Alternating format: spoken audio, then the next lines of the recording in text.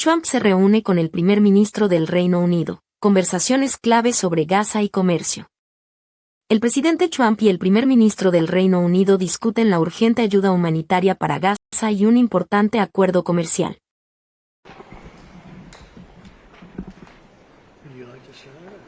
Well, let me welcome you, Mr. President, to Scotland, and fantastic to be here at Turnberry with you. Thank you so much for showing us around and having this opportunity to sit in this fantastic ballroom, which is absolutely incredible, and to start talking about some of the issues that are most pressing in your country and my country, and in particular we've had the opportunity to talk about the situation in Gaza and the intolerable situation, including images of starvation. And I think both of us know that we have to get to that ceasefire and we have to increase humanitarian aid in. And thank you for what you've already been doing, are doing, and are committed to, because without you this would not be capable of resolution. And I think that if we can work not just on the pressing issues of the ceasefire, but also on this issue of getting humanitarian aid in at volume, at speed, and then we've discussed a plan for what then happens afterwards. I think we can do our very best to alleviate what is an awful situation at the moment. So thank you very much for the discussion we've had so far and the discussion we're about to continue on that really important issue. But it's fantastic to be here. Thank you for your hospitality and to see this amazing golf course. I'll invite you to a football ground at some stage and we can exchange sports. It's been great being with you, and thank you very much, Mr. Prime Minister. And you've done a fantastic job with regard to the trade deal. You know, they wanted a trade deal here for years, many years, through many different terms of different people, and you got it done. So I want to congratulate you on that, and it's a great deal for both. It brings unity. We didn't need unity, but it brings us even closer together. I think it's good for both parties. We also discussed obviously Gaza, and I think before we get to phase 2, which is what's going to happen afterwards, we want to get the children fed. We made a contribution a week ago of $60 million, all going into food. We only hope the food goes to the people that need it, because so much, as you know, when you do something there, it gets taken by Hamas or somebody, but it gets taken. But and we're prepared to help. We want to help. It's a terrible situation. The whole thing is terrible. It's been bad for many years. But it's great to hear you feel the same way that I do. We have to help on a humanitarian basis before we do anything. We have to get the kids fed.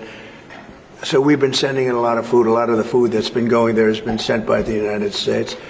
I spoke yesterday with the president of the European Union, Ursula, who was terrific also on the subject, and she's going to play a big role also in helping us. So we have a good group of countries who are going to help with the humanitarian needs, which is food, sanitation, and some other things.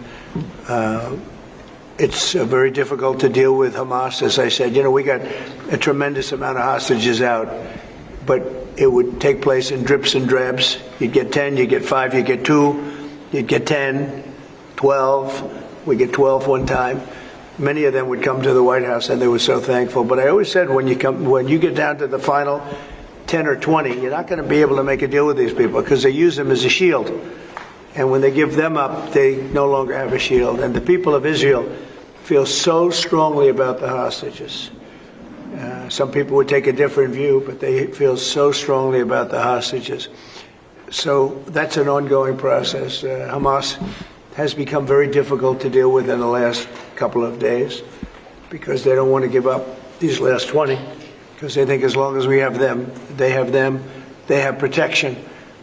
But I don't think it can work that way. So I'm speaking to Bibi Netanyahu, and we are coming up with various plans. We're going to say it's a very difficult situation. If they didn't have the hostages, things would go very quickly. But they do, and we know where they have them in some cases, and you don't want to go riding roughshod over that area because that means those hostages will be killed. Now, there are some people that would say, well, that's the price you pay, but we don't like to say that. We don't want to say that. And I don't think the people of Israel want to say that either, which is pretty amazing. A lot of people would say, just get it done and whatever it is. You could also say speed might be better for the hostages. You go through, with speed, you may have a better chance because they're in deep trouble. They're in deep trouble. You saw October 7th, and you saw what the damage and the horror that they committed. People can't forget that. They tend to forget it, but they can't forget. That was one of the most evil things I've ever seen. And you just cannot forget that.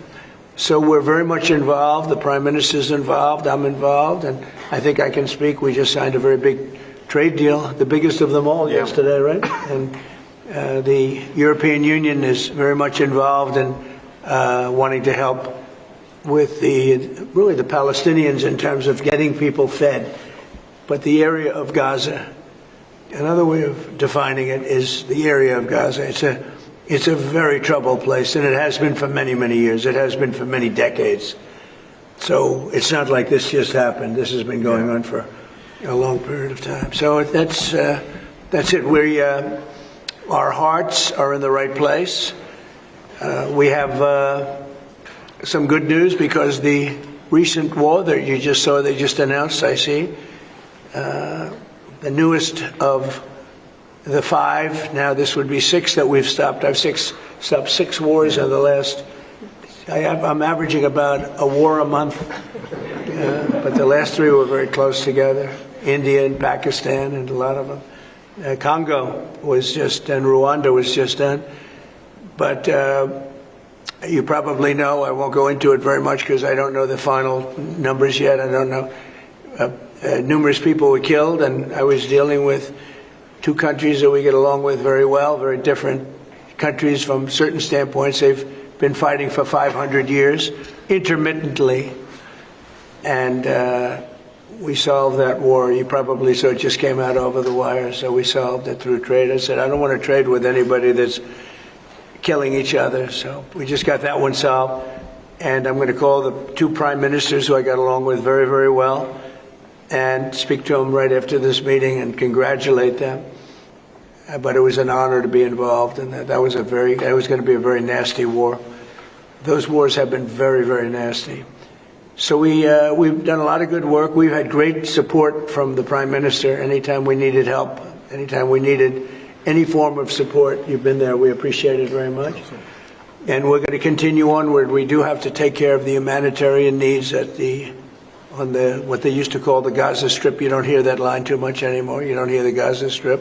But it is the Gaza Strip. And it's amazing that it's not being handled a little bit differently.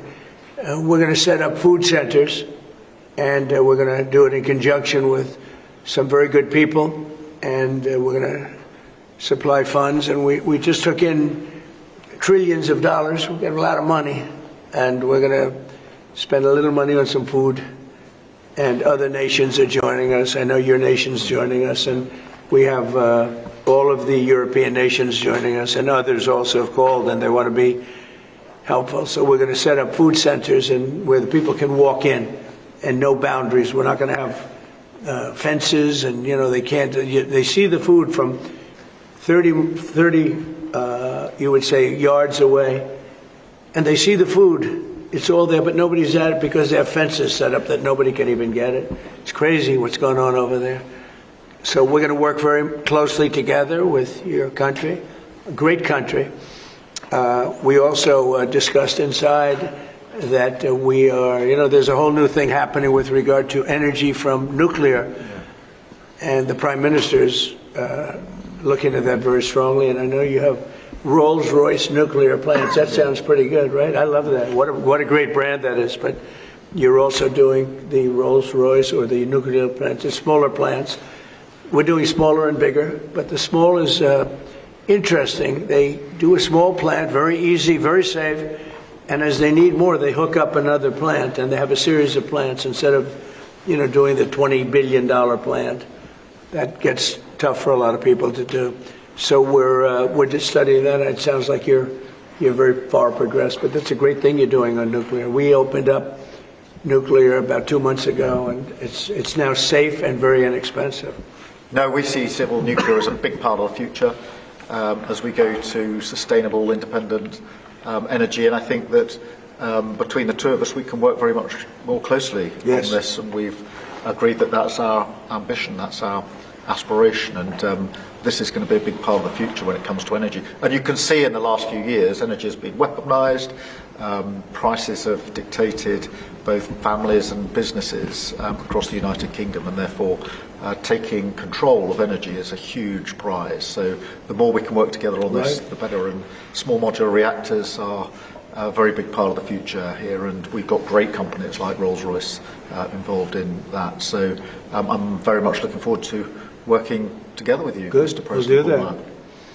We'll do that. We're going up to your oil capital in a little while. We're going up to Aberdeen. That's called the oil capital of Europe, and it's a great asset that you have up there. Someday, if they ever change their thinking on that, you have a great and valuable asset. There's a lot of valuable resources underground there, but that's a decision for you to make. But it's a very amazing place, and it is considered the oil capital of Europe. So it's another option that you have.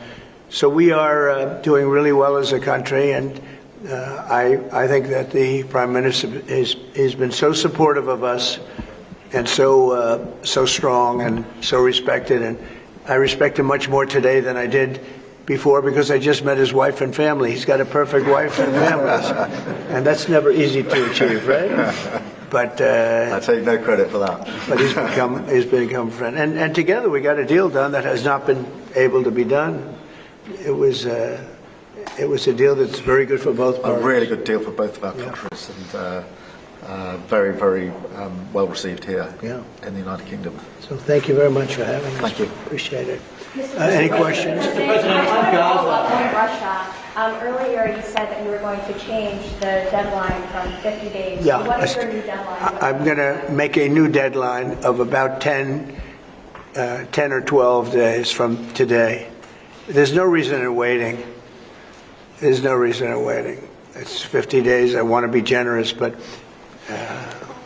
we just don't see any progress being made. Mr. President, on Gaza, you just talked about setting up food centres in conjunction with other organisations. Right. You talk about the Gaza Humanitarian Foundation or recognised aid agencies. How will this work? Well, it's going to be working with the United States. We'll be helping with the food. You know, we have a lot of access to food. We got a lot of food ourselves, and we're going to bring it over there. We're also going to make sure that they don't have barriers stopping people. You know, you've seen the areas where they actually have food, and the people are screaming for the food, and they're 35, 40 yards away, and they won't let them because they have lines that are set up. And whether they're set up by Hamas or whoever, but they're very strict lines, so we have to get rid of those lines. But we're going to be getting some good, strong food. We can save a lot of people. I mean, some of those kids that's real starvation stuff. I see it.